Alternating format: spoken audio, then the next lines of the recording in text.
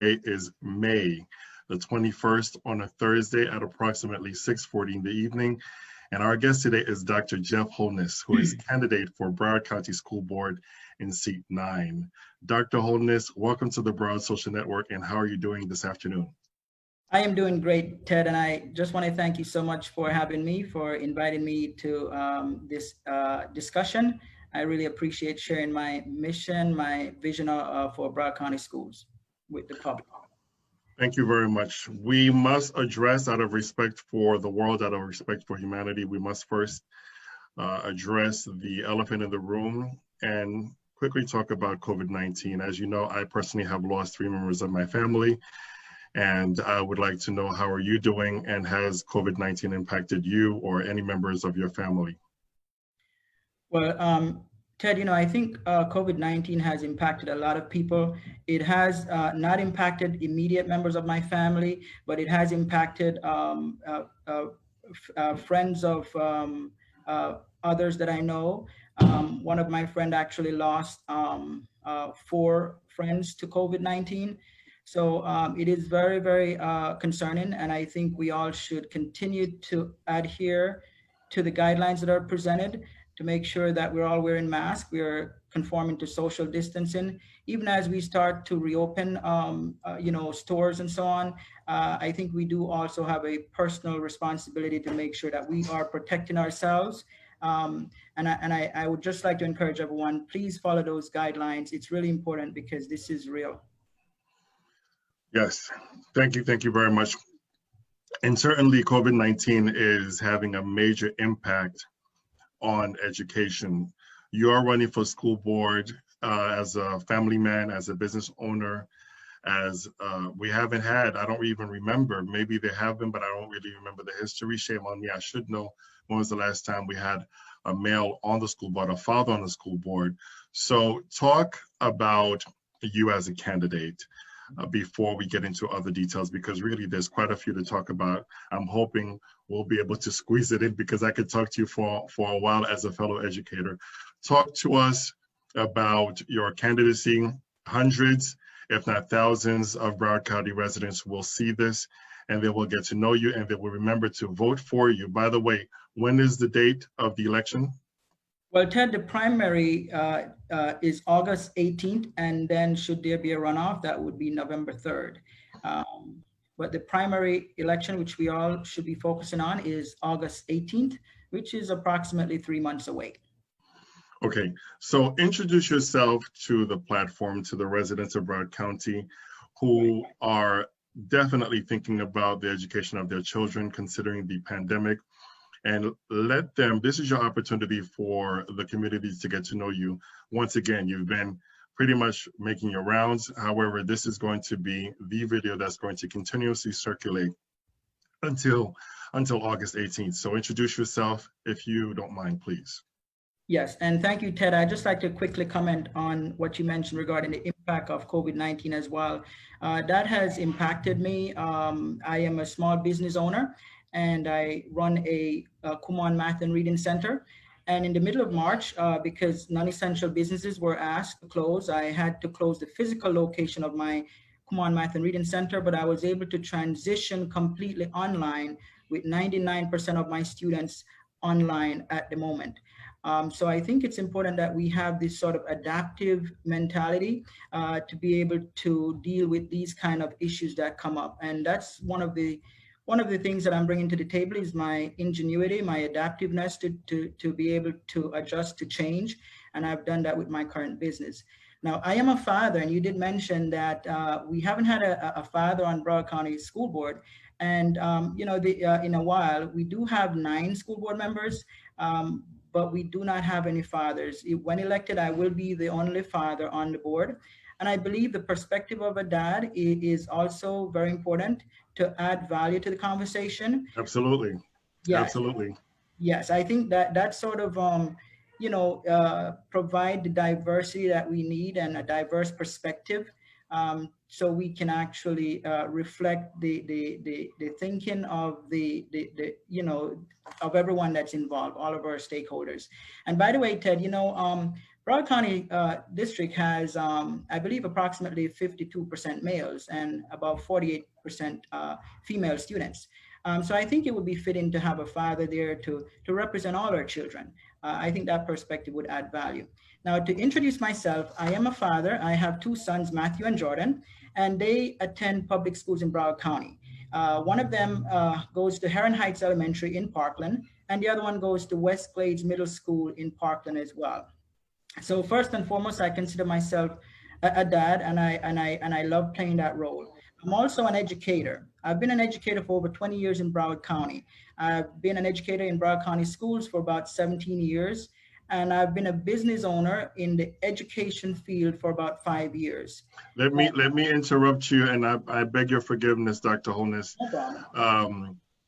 Can you quickly talk about which schools you taught at? And the reason I'm asking is because as we were preparing for this interview, one of my old students from MacArthur High School called me and said, I've had him as a teacher before, and I remember him. So please talk about which schools you've taught at so that the schools can definitely remember who to vote for. Yes, and I hope it was wonderful things. That was wonderful. Well, I would imagine that particular student might have went to Apollo Middle School. I was a teacher at Apollo Middle for a while. Miss Acock was my principal at the time. And by the way, Ted, I was selected as Social Studies Teacher of the Year for Apollo Middle School as well. Awesome. And while I was there, I became one of the finalists for Social Studies Teacher of the Year for the entire county. The other school that I've taught at is Walter C. Young Middle School. Yes, Walter C. Young in Pembroke Pines. I enjoyed my years at Walter C. Young. That was my first time teaching in a middle school. And at the time, I really was able to gather a lot of leadership skills with my AP at the time was Miss Eggenberger, a wonderful woman.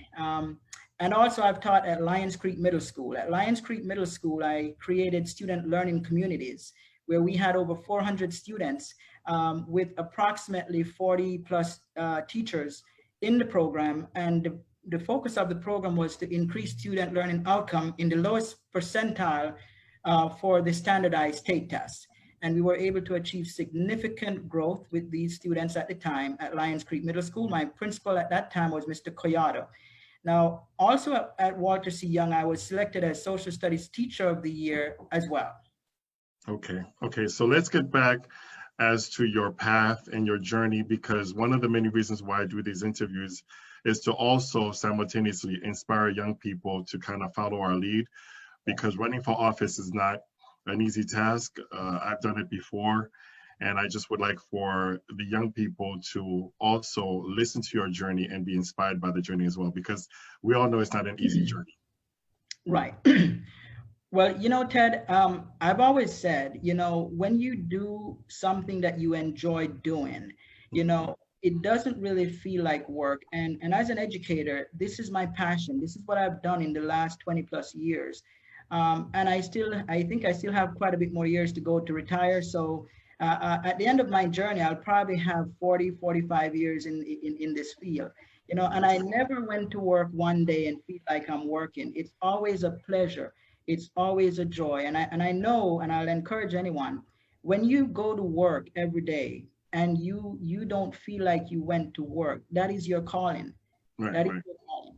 And so I feel that my calling is really to create a brighter future for our children, for our next generation, to leave that kind of mark, to leave that kind of legacy, because I think that's what all of our obligations are, to leave this world in a better place. And what better place to do it than to start with our children? Okay, we have lots to talk about, Dr. Holness. Talk to us about your academic preparation, because as you know, this is a competition and folks are going to wonder, what training do you have? Are you qualified? By the name doctor itself, it's just really, it's a done deal, because you definitely have studied more so than other people. So talk to us about your academic training and your preparation, which would make you even more qualified to sit on the school board in Broward County. Right. Well, you know, Ted, I completed all my academic training in Broward County. I went to colleges in Broward County. I did an undergrad at Florida Atlantic University, And then I went on to do a master's degree in curriculum design at Nova Southeastern University. And I also went on to do a Doctor of Education in organizational leadership at Nova Southeastern University. Um, while I was at Florida Atlantic University, I also explored areas of studies. I did a certificate in ethnic studies and also a certificate in women's studies because I wanted to understand, the concerns of different cultures and the concerns and disparities when it comes to women and when it comes to different groups in the society. So I went ahead and I did some studies in that area as well. So might I say, with those additional qualifications and certifications, it would make you uniquely qualified to be able to understand the diversity of Broward County.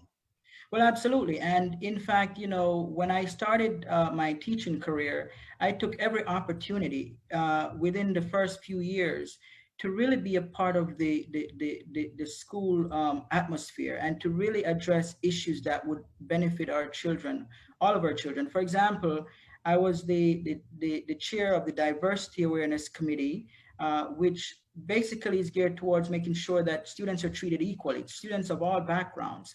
And also making sure we don't have any kind of disparity in terms of gender, race, and so on, and cultures. So I took on that role. I also was the ESOL coordinator, English for Speakers of Other Languages. I also took on the role as school advisory council chair for 2 schools. So I've done many things within my first 5 to 7 years because I wanted to really be able to grow as an educator and to maximize the opportunities to help our children. Okay, I'm going to take one question from the audience. We have quite a few people watching, okay. And this is kind of unstructured because I have my own questions to ask you as well. Okay. We have a question from one of my colleagues, Sandy Bea. Thank you for participating, Sandy. She says, as you know, the board voted to give teachers a raise of 2%. What are your thoughts about school board budget regarding teacher salaries? And what are you going to do to make sure that teachers get paid better? So it's a tough question. I don't know. I don't know if I want to be in your hot seat right now to answer that question. I'll tell you this, Ted. It is a fair question. It is a tough question because we all are, the district has budget, restraints, budget limits and so on. But it is a fair question. What I would say is this: I was a teacher and I am still an educator. And I've always felt that teachers should be valued more. Now, in terms of the 2% raise, of course, teachers deserve more pay. In fact, the district doesn't have enough in its budget to really compensate teachers for what they're worth. But we must try, right? So when you look at the district budget, teachers are funded through what we call the general funds part of the budget. You have the budget is $4 billion. About 2.6 billion of that is in the general funds, and about 1.3 billion is in the projects outlays, right? So that's how we fund the teachers. Now, 65% of that $2.6 billion is used to fund teacher compensation and benefits and so on. But it's certainly not enough. And I think what we need to do as a board is to look at all parts of the budget to see what we can adjust, where can we make some changes so we can give our teachers a little bit more. Now, with that being said, so that's one aspect of it, is that we look at the current budget that we're given by the state of Florida, which is very limited, right? But we also have to look at the advocacy part of this, and we have to advocate in Tallahassee to get more money for school funding, right? In case, for the general public, they may not know how schools are funded. Schools are funded by your sales tax, and also by what's called RLE, which is required local effort. So they can, I think the state of Florida can look into possibly providing more of that pot of money to compensate our teachers. Even a small increase in sales tax will be able to address some of these concerns that we have in terms of teacher compensation. Even a small increase in the required local effort will also be able to compensate our teachers much better. But unfortunately, I don't think we're getting the required listening ear from Tallahassee. And I believe that collectively we have to come together as a state, as teachers unions all over the state of Florida, and we have to really put a strong effort. So with all due respect, Dr. Holness, this is exactly one of the many reasons why I do this. And for those of you who are listening, I'm doing my best to not take off my glasses to get emotional about this, because we need more teeth when it comes to advocate. We need more, we need a louder voice who's going to speak for education, because as far as I'm concerned, education is the only avenue by which every single profession on the planet must go through. Every profession on the planet must go through education. I do not understand why there are certain professions who are able to have a better standard of living compared to teachers.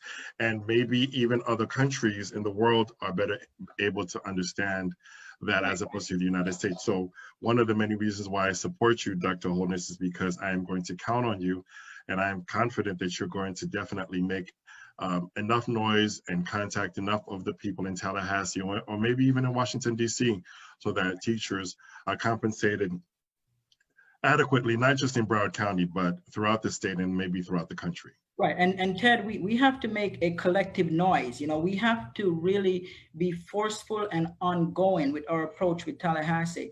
I know they can do better. Unfortunately, some of the individuals in Tallahassee, it seems as if almost there is an attack on public schools, you know.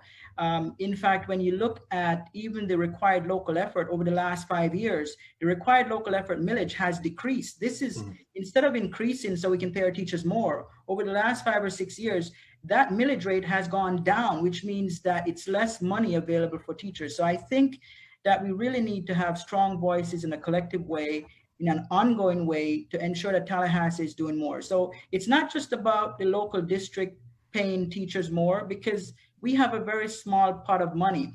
And we obviously we need to look at all items on the budget and make adjustments to pay teachers. But the bigger picture is really pushing Tallahassee to provide more for public education. And I think that's where we need to have a strong collective effort. Many of us, you know, because we've tried that many times over and it didn't work, we tend to want to give up, but I don't think we should. I think we need to push forward in a very forceful way to do that. And I just wanted to say, Ted, the state of Florida, for the public who may not know, in teachers' pay, we're ranked 46 in teachers' pay. 46. Out of 50 states. Out of 50 states. Out of 50 states. In fact, the only states that come below us would be states like Idaho, Utah, Arizona. Those are the only states that are below us. We are ranked at the bottom when it comes to teachers' pay. And guess what? We are also ranked at the bottom when it comes to student funding. So we're ranked, I believe, 42 in student funding in the entire United States. I don't get that. I don't get that. A kid in New York cannot be worth more than a kid in Florida. A kid in Connecticut cannot be worth more than a kid in Florida. I just don't understand that. At some point, I'm going to ask all of us, you and me and everybody watching and anybody paying attention, we have to actually get to the bottom as to why that's happening. Exactly. And in fact, in New York State, the per student funding, I believe it's double that of Florida.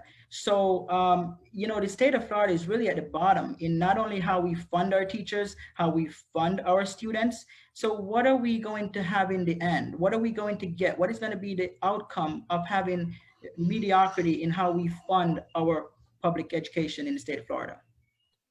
Okay, so let's take a step back and go back to COVID-19 and the current moment.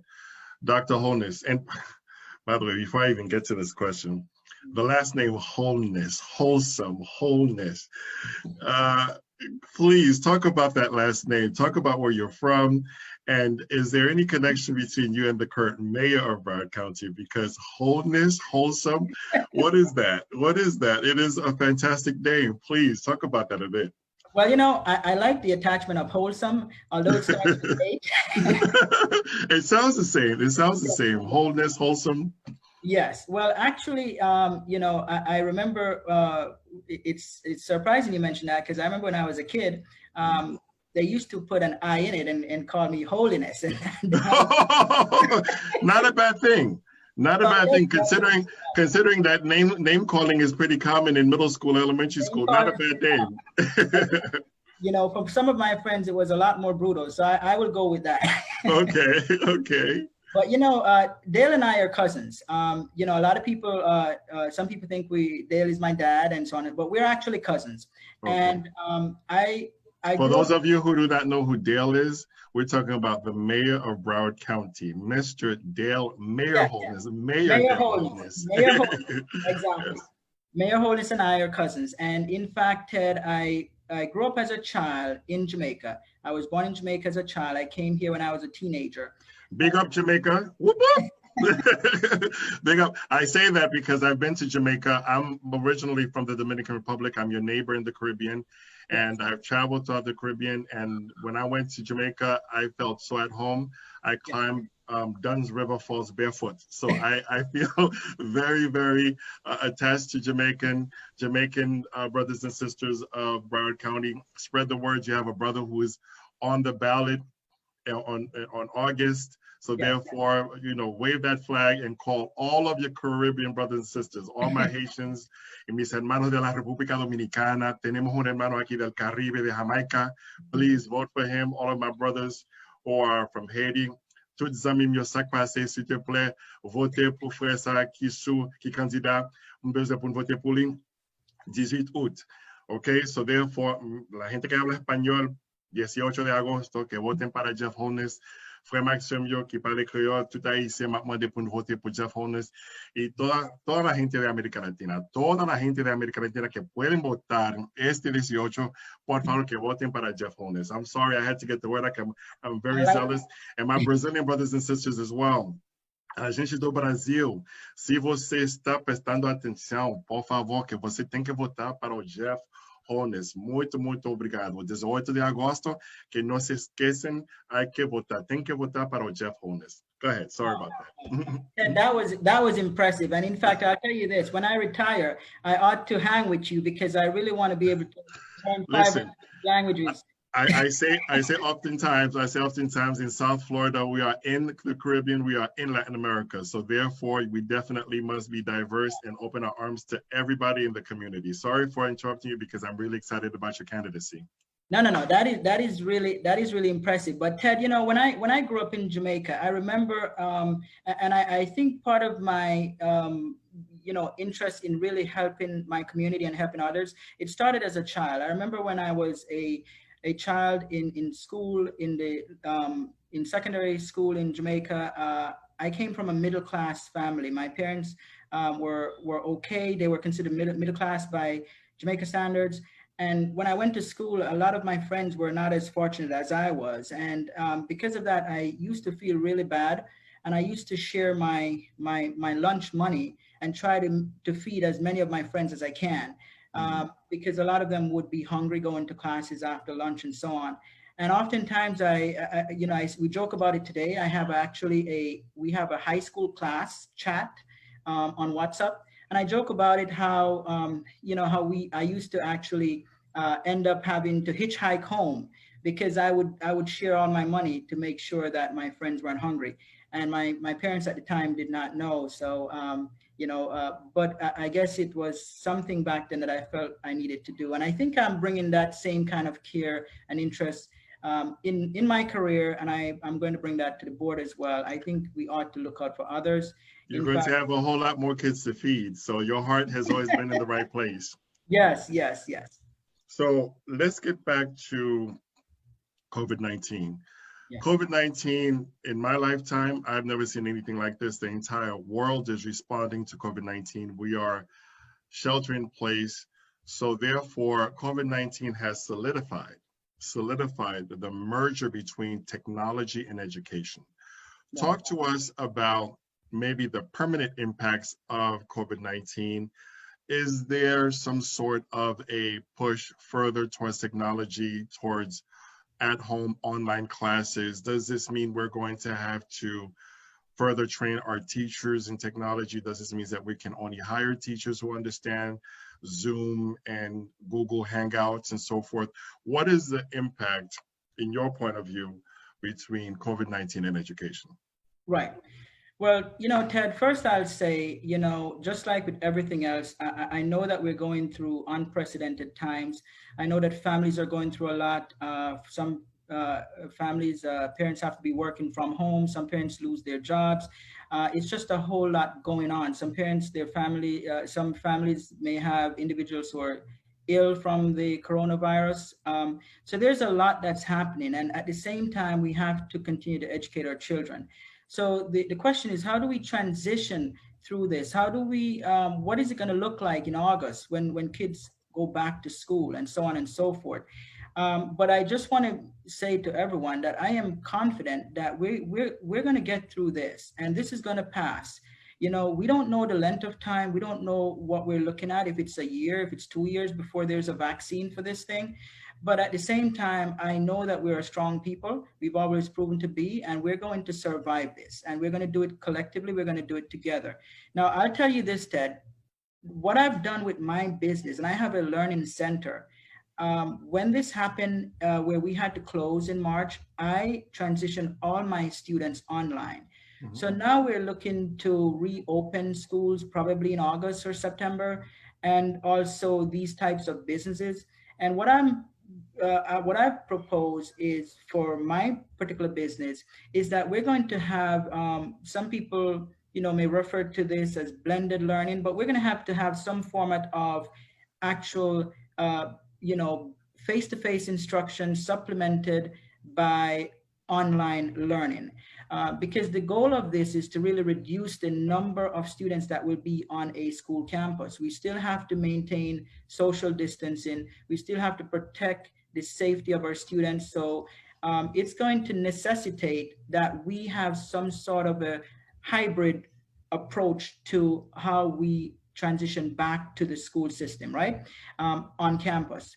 So what I would envision coming in August is that we're going to have some face-to-face instruction, as well as some instructions. It will be supplemented with some sort of online learning through Canvas. In fact, what I also think we should do is, because Canvas is sort of asynchronous, and we may want to have options to parents, because there will be, Ted, there will be parents who will not want to go on campus at all. Mhm. And the question is, how are we going to accommodate those families who really feel like it's not safe to go back until there's a vaccine? So I think that we have to consider, and that's why I mentioned we have to consider some type of hybrid instructing, where a student can still be at home, and there can be some sort of a live webcam to be able Live interaction with an live educator. interaction with the instructor, even if that is supplemented by online asynchronous activities. But I think that we have to be able to accommodate our parents who prefer to stay at home a bit longer. And there might be some parents who don't mind coming on school grounds. So we have to be able to appeal to the comfort level of the variety of parents that we have. And I think that that's the direction we ought to start looking in, is to have some sort of not only asynchronous, a blended type activity with face-to-face and online, but also have some sort of hybrid instructing where it's synchronous, and the student can be at home and still be tuning into the classroom itself. Okay. Now here's another tough question, Dr. Holness, and this is a topic that's near and dear to both of our hearts. Talk to us about ESE and the ESOL population. As you know, I am a non-English speaking immigrant. Folks forget that, but I came to the United States without a word of English, and I've had to master this language. And as a multilingual instructor, I see children come to the classroom regularly, and they do need some additional assistance. My son was an ESE student, and I believe that you have some understanding about that. Under this umbrella of this pandemic, under this umbrella of distance learning, how we already had challenges reaching the ESOL and the ESE population. Right. Now we have the additional challenge of the pandemic and online learning. As a future school board member, what would you like to see be done with the ESE and the ESOL population? Well, you know, Ted, I was the ESOL coordinator at Lions Creek Middle School. And I understand clearly the challenges that our kids with language barriers and so on face. And, you know, many times we don't really, if teachers are not properly trained, they really don't understand the kind of stress and the kind of anxieties that these children feel. Right, So it is important that we are there for them in every way and that we accommodate them properly. Now, right, right. right, when you look at the ESC population, we have approximately 40,000, maybe 37, 38, could be 40 by now, 1,000 ESC students in Broward County. And we do a very good job, like I've always mentioned, in dotting our I's and crossing our T's. We have very good paperwork on what is, how to accommodate these children. But when it comes to the implementation aspect of it at the classroom level, I think we need to focus on that. We need to make sure that our teachers are actually implementing these accommodations at the classroom level. And there needs to be effective monitoring of this whole process. Now, I was the IEP lead teacher, which is basically the teacher who write the IEPs. Right. That's a big responsibility, because you have to, legally, you have to make sure that you cross every T and dot every I. Right. It's absolutely imperative that you have everything written properly, because it is mandated.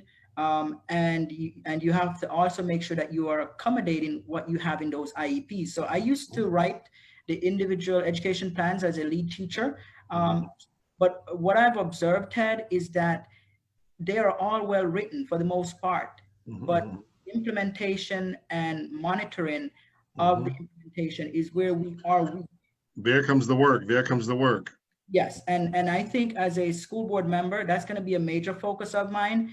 I want to make sure that every single classroom with an ESE child is accommodating that child according to that written IEP. It cannot be a dormant document sitting on a desk. I like that dormant document. That's dangerous. A dangerous dormant document, because you know, a parent can come after you. Right. So it has to be an active document. This should be like the Bible for our ESE kids.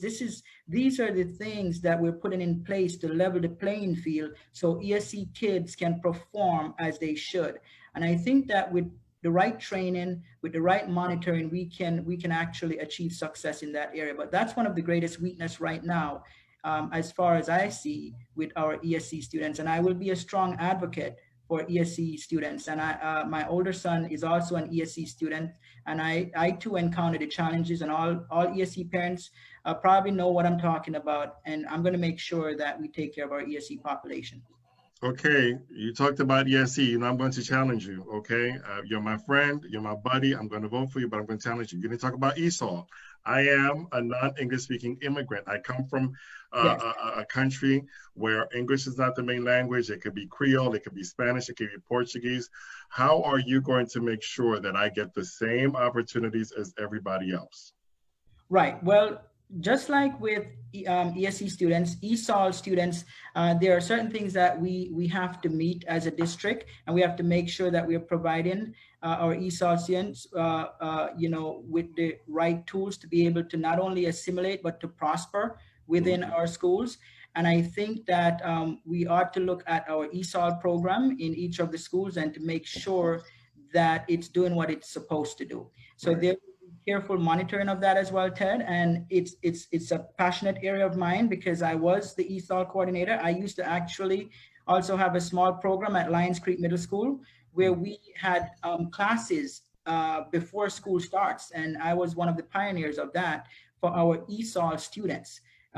Just to make sure that they're able to use the day-to-day language. They're able to ask for a pencil. They're able to get lunch. They're able to have very basic conversation when they first enter the school. And so that was the emphasis of that, is a conversational approach to them assimilating initially within the school. And then later on, we focus on the academic portion as they go through the school day. Okay. All right. Dr. Holness, I also have been in the classroom just like you for many years. Right. And as a future board member of Broward County School Boards, I have a personal problem which the audience may or may not be interested in, and I'd love to be able to hear your feedback on it. Okay. I personally do not feel that the curriculum in general, it could be math, science, English, in general, I do not believe that the K through 12 plan that we have in place is keeping up with the real world. I believe that the world's current events, technology, science, the pandemic, I do believe that there are so many different elements in life that are going so quickly, I'm not necessarily sure that we are preparing them adequately. In your view, are there some changes we can make to better prepare our kids for the future? Okay. Well, Ted, it's always important, and I think the district continued to push for the highest quality we can in educating our children. Obviously, we're no longer just concerned about our students competing on a national level, but we also are concerned in our students competing on a global level. Right. So let me repeat what you're saying for the people to understand, which is why you're really, really appropriate and apropos to sit on the school board. We're not just, or we should not just prepare our students, our children, our youths to compete locally. We need to prepare them to compete globally, not just local preparation, but global preparation. And as a non-English speaking immigrant, as an international citizen, which I would consider you to be as well, Dr. Holness, that is critical for the future of our world. Please expand.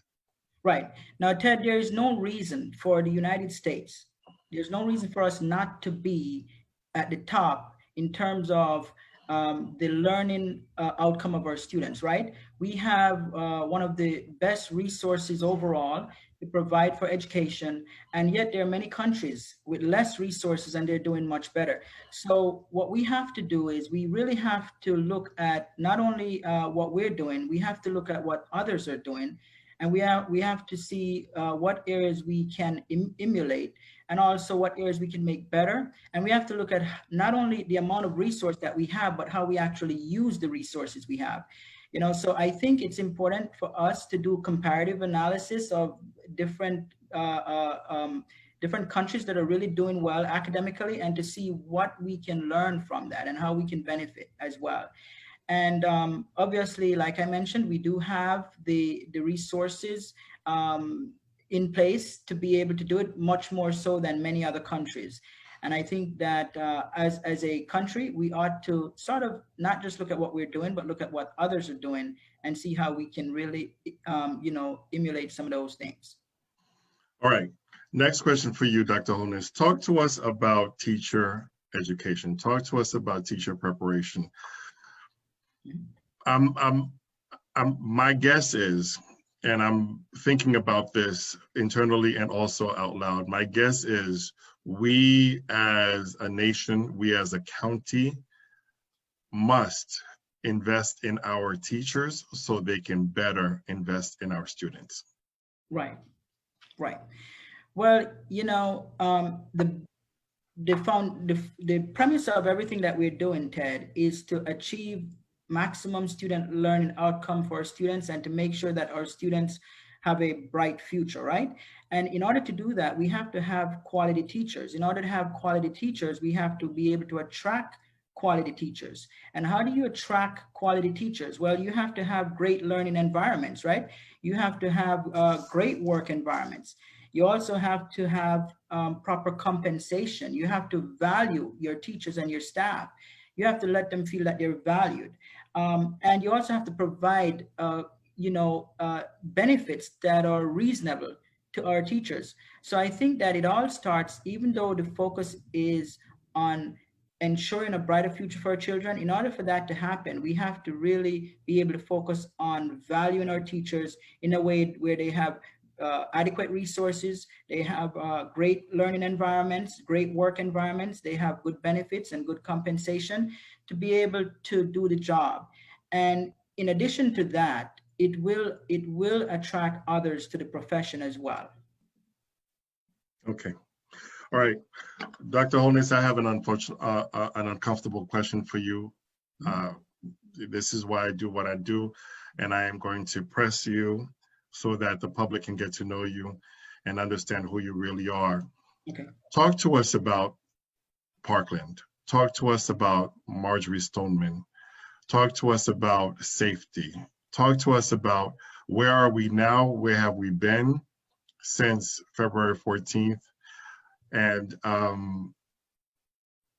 I believe folks are still concerned about safety. Talk to us.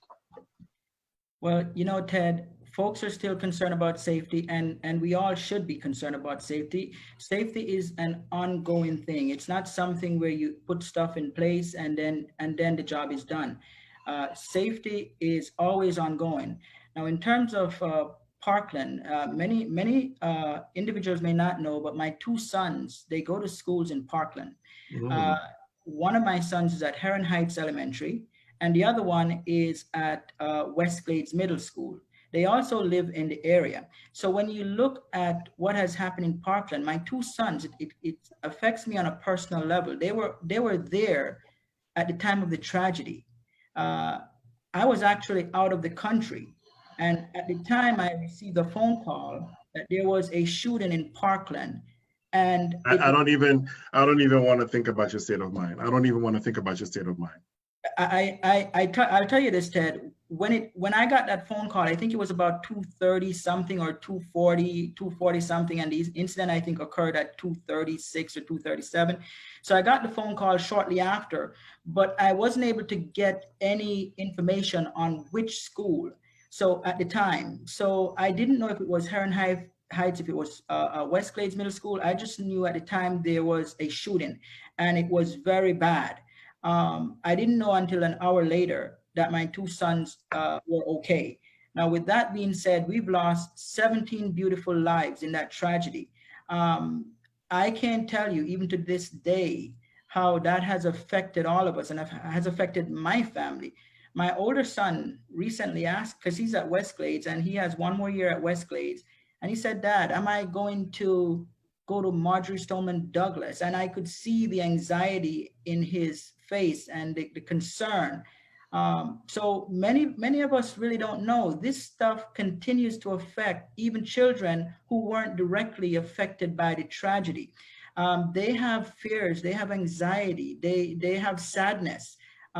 It really is a dark cloud on our students in Parkland and on my two sons. And I, as a dad, I do my best every day to comfort them, to let them know it's going to be okay, and to let them know they know I'm running for school board, and I am going to do everything I can to make sure that you are safe. You are safe in Parkland. You're safe at Stoneman Douglas when you go there. You're safe at West Glades Middle School. You're safe at Heron Heights. In every Broward County public school, every Broward County public school. So safety is a major priority and should continue to be a major priority.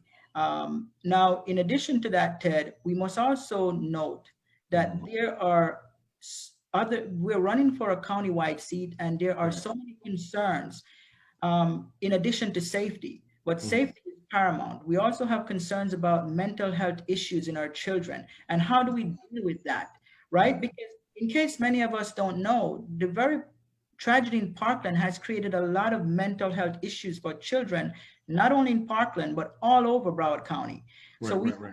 Yes, and we have to put a major emphasis on how we allocate resources, energy, and effort to the mental health of our children in Broward County. And that is a major concern of mine. And I intend to do everything I can to address the mental health issues that exist among our youths in Broward County as well. We also must look into how we deal with our economically disadvantaged kids and our homeless children. We have almost 7,000 homeless children in Broward County. Amazing.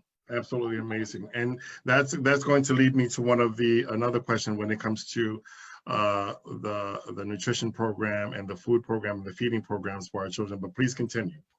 Right. So how do we care for these children? How do we make sure? Because you know, homelessness is one thing, but when you think of all the other needs that these homeless kids have, they have emotional needs, they have psychological needs. And we have, as a district, we have to be cognizant of the fact that we need to be able to address the wide range of issues that exist countywide. We have to be able to address our economically disadvantaged students and the issues that their families face. We also have to be able, as you mentioned, Ted, to address our kids with language barriers, our kids with disabilities, and so on and so forth. So there are priorities in many different aspect of what we do. And so in addition to safety, as you had the question about safety, we really also have to make sure that we're balancing everything and that we're also focusing on the other areas as well, giving those areas attention. Speaking of balance, and this may be an unintentional political question, it is an unintentional political question. As a father, as a parent, as a husband, I am infinitely in support of the Parkland community. Yeah. And we pray that something this horrific happens nowhere else. And we definitely will support and do everything we can for safety. So let me repeat that. As a parent, personally, I am in support of the Parkland community. Safety is a priority. At the same time, I am also in support of the school board in Broward County. Is there a conflict between supporting the school board and simultaneously supporting the Parkland community? I personally say no. However, I'd like to hear your thoughts. Right, that's a good question, Ted. I don't think there is or should be a conflict. Exactly. You know, I think that, listen, I have kids who suffered tremendously psychologically as a result of what happened in Parkland, and so do many other parents in Parkland. And my kids live in that area as well. I think that what we're trying to do as a district is to be able to resolve in some way to resolve the concerns about safety that we have and about the mental health of our children. And in order to do that, we have to be able to work in a unified spirit. We have to be able to work in a cooperative way with the current board, with the superintendent, to address these issues. I just think that is a more productive approach to getting what we need done. So when you look at school safety, when you look at mental health, I think it's really in our best interest to foster an environment on the board and with our superintendent of cooperation, of unity, and understanding that the goals are the same. And I will not ease up on ensuring that our superintendent continue to move forward into ensuring that our schools are safe places for our children, in ensuring that mental health issues are being addressed with our children in Broward County. Because like I said, I too was personally affected by what has happened. So to answer your question, I don't think there should be a disconnect. I think it's very much should be unified in our approach, and we should be able to agree to disagree in different in how we approach a problem. But we should never forget that the goal of what we're trying to do is the same, and the goal is to make sure our kids are safe and our kids are achieving maximum learning outcome, and that we are doing everything we can to protect the mental health of our children in Broward County. And that's what I intend to do when I get on the board. I truly appreciate that. And I also agree with you. You mentioned the superintendent, you mentioned the school board. I would be remiss with this wonderful opportunity to interview you, Dr. Holness. Talk to us about your thoughts on the bond, the spending, the plan. Most industry certifications in the state of Florida, right? Wow. And we actually outperformed other districts by 14% last year in industry certification.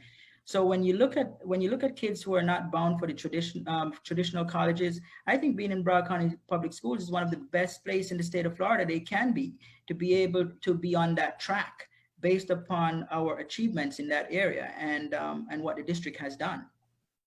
Do you have an idea of what the numbers are? Do you have an idea? And if you don't know, it's okay. I think it says about 6,000 industry certification annually.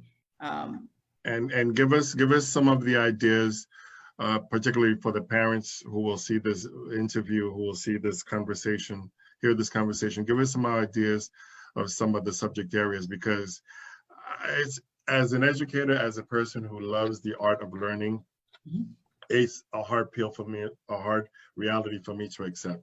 So if the kid is not going to go to college and maybe not go to the military, which is another option, talk to us about some of the specialties or some of the subject areas available in Broward County, which makes us number one compared to other counties and maybe even other states. Right. Well, you have different schools may offer different things and different options for students. Some may be technologically based, some may be electrically based, some may be automotive based, and so on and so forth. But there are many different options for industry certification for many areas of interest within the county. If you look at Broward County Public Schools website, they have information on that as well for children who have specific areas of interest, which is browardschools.com, that they can actually look at to see what particular area would be of interest to them and what particular school would be offering those things that they can look into attending.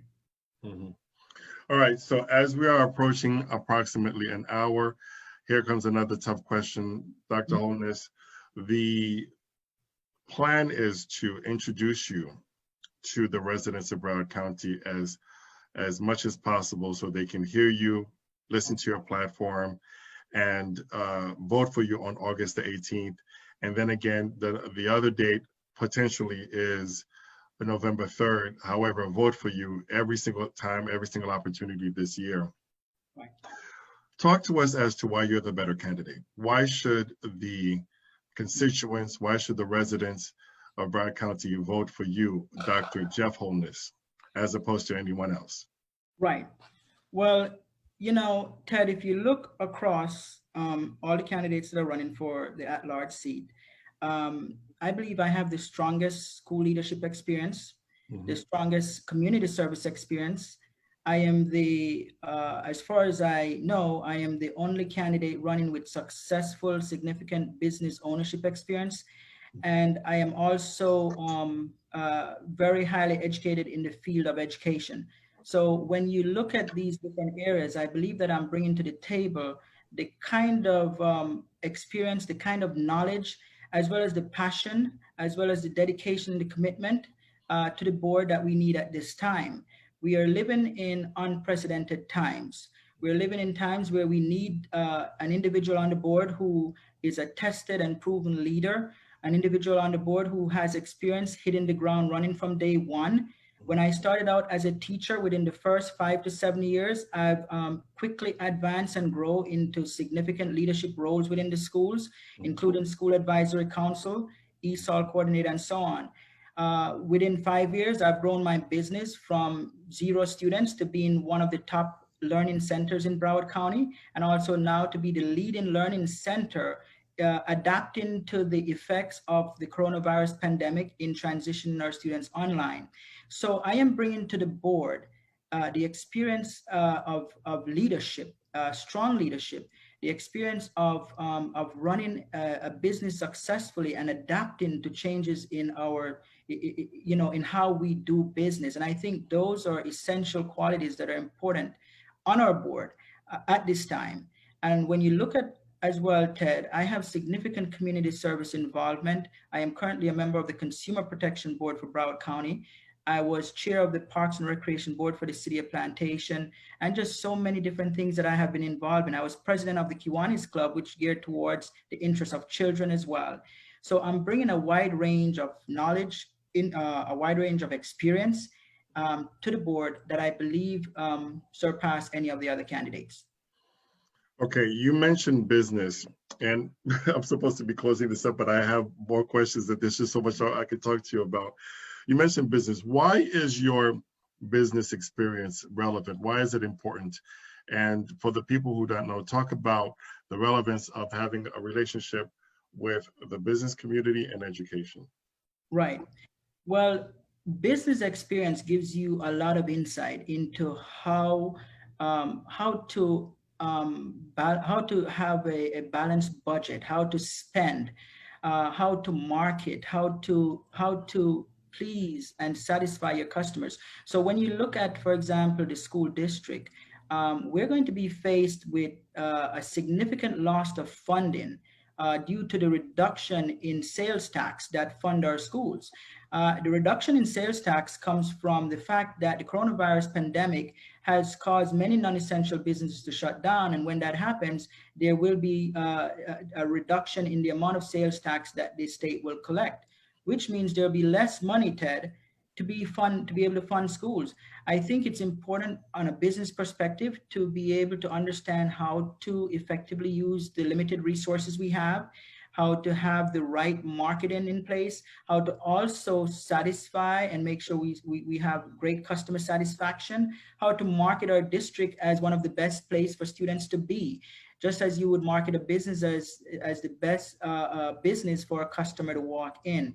So I think owning a business gives me experience in being able to handle a budget, in being able to handle employees, and in being able to market and to satisfy our customers.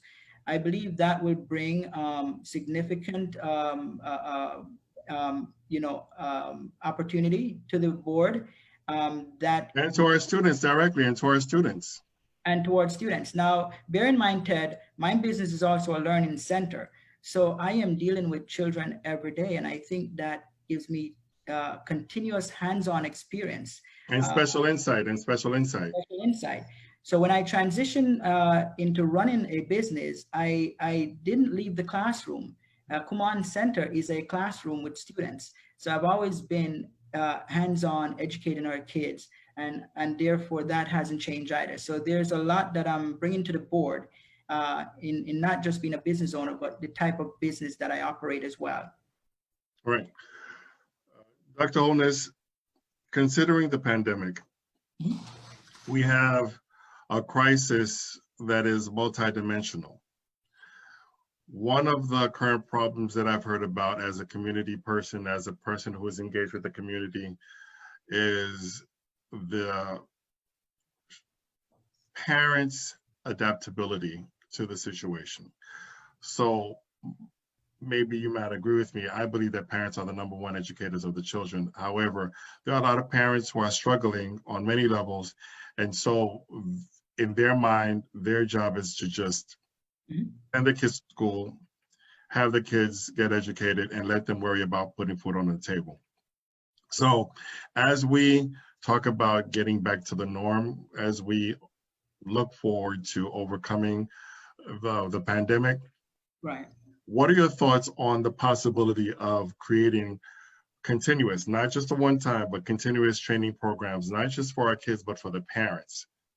Like maybe in August and September, I think that it might be useful for the school board to consider the possibility of creating some sort of an introduction to technology 101, so that they can A, help their children, and B, keep up with the kids' grades. Because still today I have parents who say to me, because I'm an online teacher now, and parents who say, well, I don't know how to get into Pinnacle. I don't know, to when interims came out. I don't know when report cards came out. So what are your thoughts on possibly creating not just a situation where we're not just educating the kids of the community, but we also are educating the parents of the community, so that we as a collective can move forward when it comes to the next generation? Right. Well, in light of what has happened, Ted, with the coronavirus pandemic, I think now more than ever, we need to be able to educate our parents in terms of how to effectively use technology at home with the children and so on. In fact, when you look at the attendance that we had initially when we started to transition in March on Canvas, a lot of parents did not have any idea how to get onto Canvas. They have young children. They have kids who are in grade 1, kindergarten, and so on. And so initially, we noticed that the attendance rate was not as high as we wanted it to be. But part of that problem was parent knowledge of the technology. So I think having training for parents very, very important in the whole process. we cannot make the assumption that our parents know. We really, because some parents, some kids are in homes where it's mostly the grandparents that are looking after them and so on, and they may not be aware of it, or they may have a fear of technology. They have, they may be not be so keen to want to go on it. So I think having the training is very important for parents.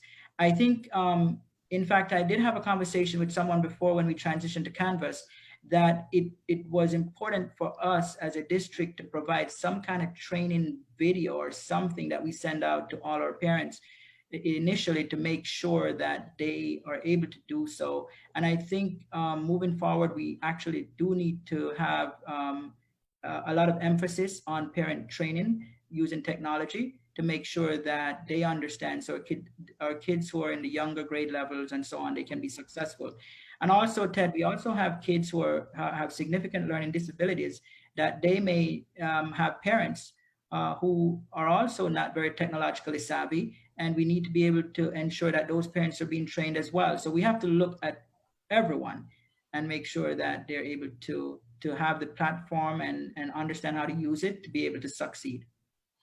Okay, having said that, Dr. Holness, the community will see this conversation, will hear this conversation. I will rebroadcast it repeatedly and get you the widest audience possible. At some point, someone's going to be able to say, you know what, I want to learn even further. Even though we've been on live for over an hour, I'd like to know about Dr. Holness even further. And I'd like to be able to tell my friends, neighbors, and family members to vote for him. Where can the community reach you? What is your website? What is your phone number? How is it that a member of the community can reach you, ask you some questions as to when they are figuring out you are the person to vote for? How can you be reached? Right. Well, in order to get a lot more information about me, I encourage everyone to go on to my website. My website is jeffholness.com. It's very straightforward. Jeff, with 2 F's, correct? Yes, with 2 F's. So it's jeffholness.com. Jeffholness.com. Yes, there's a lot of information on there regarding my platform, regarding my background, and so much. I even post my resume on there as well, Ted, so they can see pretty much what I've done, and also what I intend to do for Broward County Schools once I get on the board. So the website is really important, jeffholness.com. They can also email me at drjeffholness2020 at gmail. Doctor spelled out or just DR? Just DR. Is there a period after the DR or no period? No period. It just goes straight. So Dr. Jeff Holness 2020 at gmail.com as well. And if they would like to call the campaign, they can call at 954 600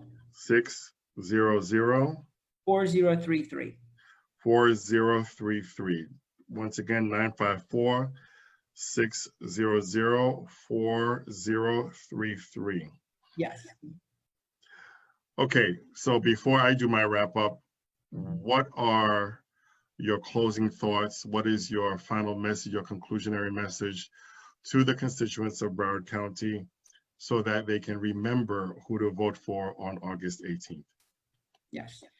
Well, I'd like to just say to everyone that we are living in really unprecedented times. We are living in times of so much uncertainty, so much ambiguities, and we really need to, as a county, elect someone to the board who has the knowledge, the experience, and the right attitude to be able to foster an environment of unity, an environment of cooperation and collaborative engagement, to move our district forward and to ensure that our kids will move soundly into a brighter future.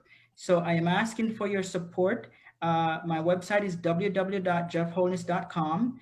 And on my website, you will see a lot more information. Please check it out. And I look forward to your support coming August 18th. Okay, well, there you have it, social media land. My name is Ted Victor, and today is Thursday evening, May the 21st. We are approaching 8 o'clock, and I'm going to say to my Brazilian brothers and sisters, a gente do Brasil, a gente que fala português, se você está procurando uma pessoa para votar, o 18 de agosto, estou pedindo, por favor, que você vote para o Jeff Holness. Ele é uma pessoa que é preparado para dirigir a educação aqui no Broward County, condado do Broward. De novo, se você está procurando uma pessoa para votar para a educação, 18 de agosto, você tem que lembrar o Jeff Holness. My Spanish-speaking community, my brothers and sisters de la República Dominicana, de Puerto Rico, de Venezuela, de Colombia, yo estoy pidiendo que ustedes recuerden el 18 de agosto que hay que votar para Jeff Holness. Es una persona que está extremadamente preparado, educador, profesor, también hombre de negocios. Por favor, que comparten esta información con sus vecinos, con sus amigos. El 18 de agosto hay que votar para Jeff Holness. Fue Maxime qui a ici. Si nous cherchons un frère, un Jamaïcain, un frère qui comprend nous, qui est bien préparé, qui a un diplôme doctorat en éducation, nous pouvons changer date août 18, excusez, août 18, pour nous voter pour Jeff Holness, docteur Jeff Holness.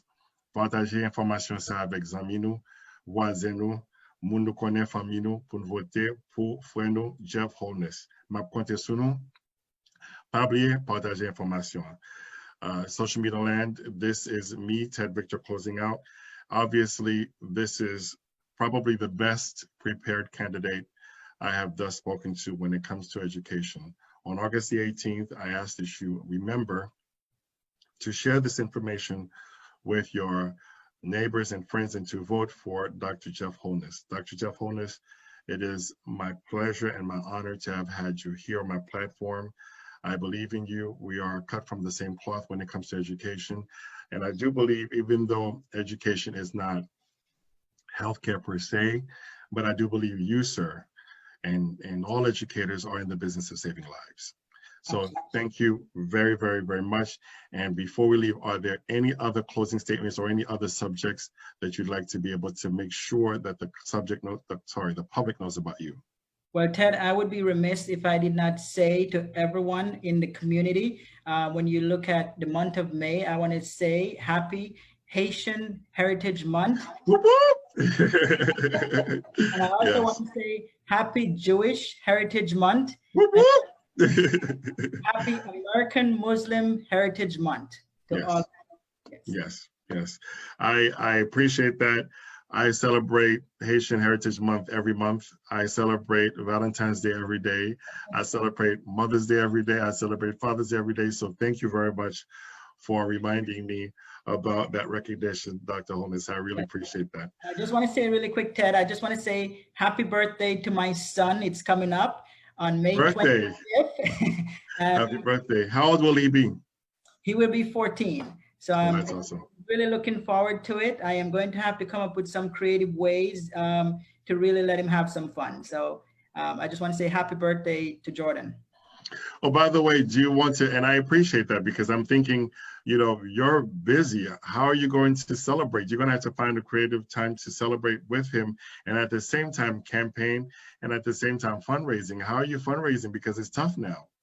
Yes, well, fundraising is always a challenge. I know that a lot of families are going through economic hardship. So we try our best to not burden families too much and not burden folks too much by asking for funds. We do hope that anyone who can provide to our campaign that they will, but we also understand the economic hardships that folks are facing. So more importantly, Ted, is that we have individuals who can volunteer to make phone calls, things that do not necessarily cost money. Yes, we do need volunteers for those who can sit at home and make some phone calls. We do need you to volunteer. So please go to the website, which is jeffholness.com. Yes, jeffholness.com. Go to the website and register as a volunteer to offer yourself. If you don't have money, if you do have money, please do donate. If you don't have money, you understand, volunteer your time. Continue. Yes, so we appreciate anyone who's willing to volunteer on our campaign, and we understand the economic hardship as well during this time. So if you can't provide funding, you can also provide your service.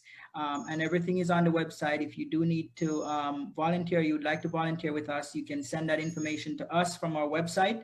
And if you'd like to donate, that would be greatly appreciated as well. And you can donate whatever you can afford. If you can't afford to donate, you can provide your service. So we really appreciate every help we can get.